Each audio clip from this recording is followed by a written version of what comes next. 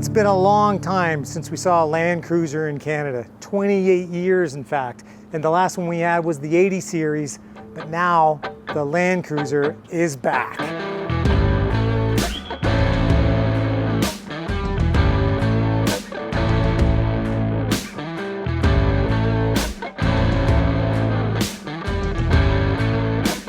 This is the 2024 Land Cruiser that's going to come to Canada in the spring of 2024. It comes in 3 grades. The 1958 edition as a tribute to the first Land Cruiser that came to North America. They didn't sell very many of them when they first came out, but once the 40 series Land Cruiser arrived, they went crazy. Everybody had to have one. Those are the ones that people think look like a Jeep and they get mixed up like a Jeep, but they didn't break like a Jeep. They kept going and they're basically an unstoppable, unbreakable beast.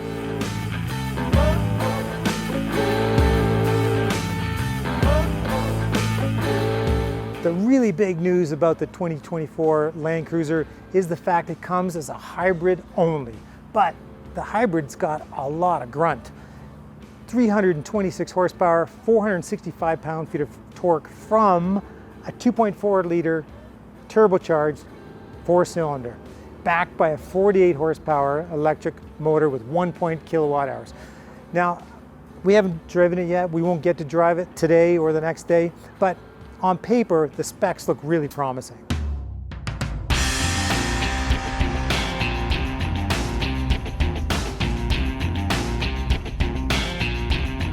The 2.4 liter turbocharged engine is backed by a 48 horsepower electric motor that's fed by a 1.8 kilowatt battery that's tucked right into the back, so it doesn't really take up any space at the back seat. The design of the new Land Cruiser does give a bit of nod to the 40 series with its round headlights, and the 60 series, again with its round headlights, does come standard with the Heritage grille and the LED fog lights, LED turn signals, LED tail lights as well, and the overall boxy shape is really reminiscent of the FJ60 and the FJ62. A-pillars are pushed way to the back, kind of an upright windshield. I'm sure it's going to be really popular for the windshield replacement guys in Alberta, but man, you get really good visibility when you're off-road with a windshield like that, and you feel a more intimate sense of driving because you're up close, you don't have a big dash in between you and the hood of the truck.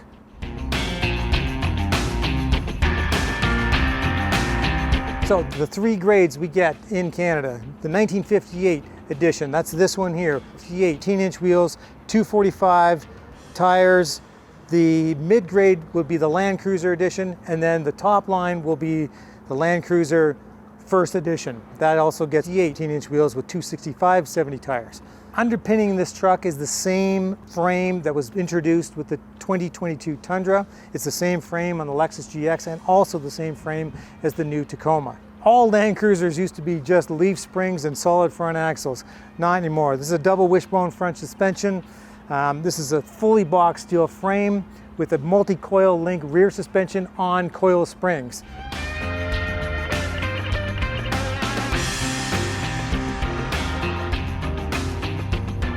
So this is the iForce Max turbocharged 2.4 cylinder engine. It's the same engine on all Land Cruisers. Every single grade is going to get the same engine. It is a hybrid.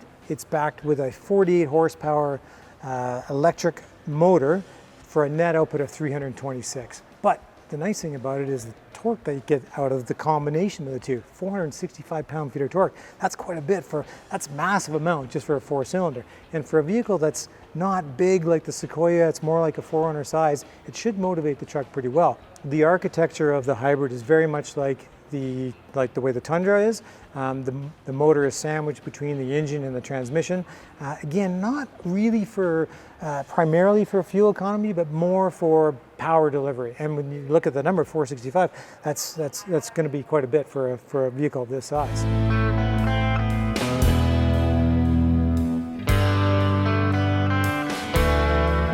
A lot of the older Land Cruisers, the FJ60, the FJ62, had a split tailgate. When we saw teaser image of this, we thought, split tailgate, because you look at this, eh? But there's no split tailgate. Maybe it's a safety thing. Maybe it's also just more convenient to have one gate. You can get in a little closer here. This raises up a little bit. Now, all the Land Cruisers are 5-passenger only. There's no 7-passenger. If you want 7, you got to go to the Sequoia.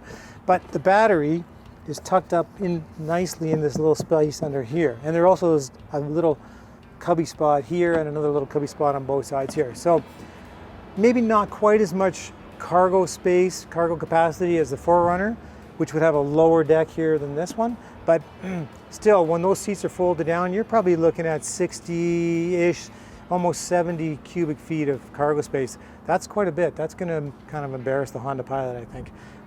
It does have this opening rear window too. When you have the groceries and you don't want to open the tailgate, you can just drop them in and away you go. Now the 4Runners had a power rear window, but this is kind of just as convenient, I think.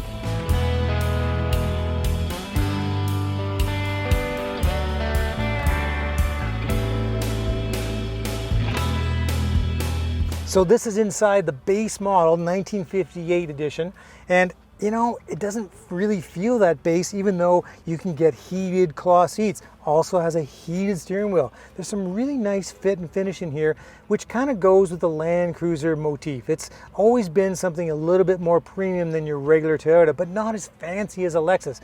Now, Toyota Canada hasn't said what they're going to price this thing at, but Toyota USA has said mid-50s. So we can only hope maybe they do a little sort of nod to the FJ62 and price it at $62,000 to start. Maybe that's maybe my wishful thinking. But anyway, that would be a pretty good place to start for something that feels really robust. Rubber up the top here, an 8-inch multi-screen for the base model. You can get a 12.3-inch screen on the mid-level Land Cruiser version.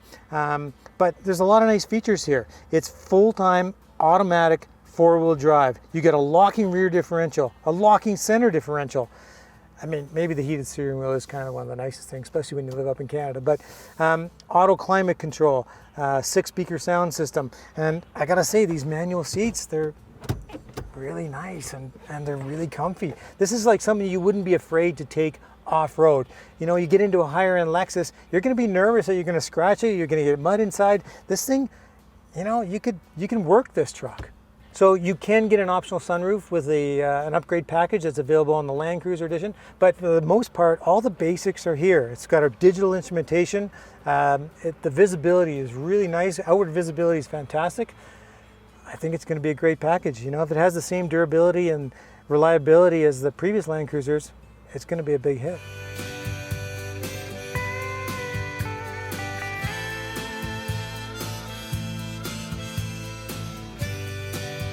So this is the Land Cruiser in Heritage Blue with the slight gray roof. It's a two-tone, really makes it look like a heritage, a really nice nod to the heritage of Land Cruisers from before. The first edition Land Cruiser, which comes in round headlights, only comes in the two colors, Trail Dust and the Heritage Blue.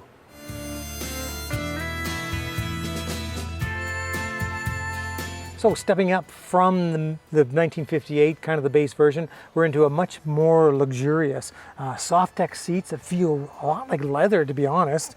It just looks a little bit more high-end here. 12.3-inch monitor, digital instrumentation. The really cool thing about the Land Cruiser mid-level, not only does it have automatic full-time four-wheel drive, there's a front sway bar disconnect, which is really handy when you're off-roading and you get into some really steep grades and you get into some big rocks. Now, that's Jeep-like level type of off-roading that you're going to do, but you know, this thing should be able to do that.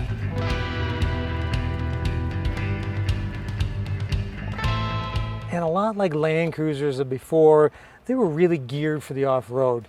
The new one is a lot like the old ones. There's a multi-terrain select that works in 4-low and 4-high. The multi-terrain select can work in mud, sand, snow. You just set it and kind of let the truck do its own thing. There's crawl control. It's almost like a cruise control when you're off-roading. The front sway bar disconnect really speaks to the lengths that Toyota went to make this thing a genuine off-roader. You don't get to try it off-road, but all on the specs, it looks like it can do the job. For Driving.ca, I'm Derek McNaughton.